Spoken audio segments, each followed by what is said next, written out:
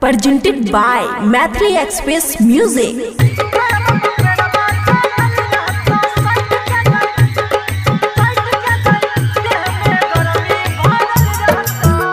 खुशी recording studio Baluaha. सबे अपना मर्द के बोलबै छै घर गे कर ले बियाह अइले महीना शरद गे। सबे अपना मर्द के बोलबै छै घर गे कर ले बियाह अइले महीना शरद गे। ठंडी में सैया चढ़ल रहता, देह में गर्मी भरल रहता।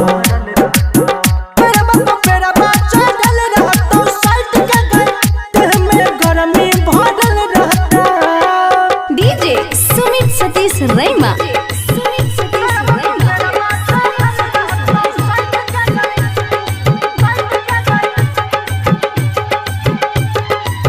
दिन में तोड़ा कुछ न है तो माजाली है नाइट में। गजब के जोख मिलतो गे छाउडी देहिया याउडी हाइट में। टंगरी में टंगरी धके रगड़ी है, नीचा में छौड़ी गद्दा बिछई है। लाइट बुता के चोंच लड़ई है, सैया के साथ में पलंग हिलई है गे। ठंडी में सैया चढ़ल रहता, देह में गर्मी भरल रहता।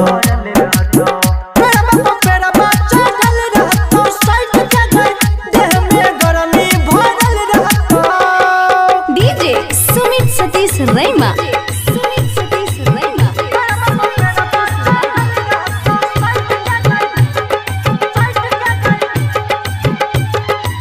चढ़ल जवानी छौ मजा खुबेली है, छही अभी कमसीन गे। सैया के साथे चढ़ल रही है, बनतो से कसी सीन गे। कहे छोया जद सुने गे छौरी, अमन संगे जमत हो जोड़ी। अमर जीत रतन से दिन गुना बा, पंडित से कही के बिहार चा। ठंडी में सैया चढ़ल रहता, देह में गर्मी भरल रहता।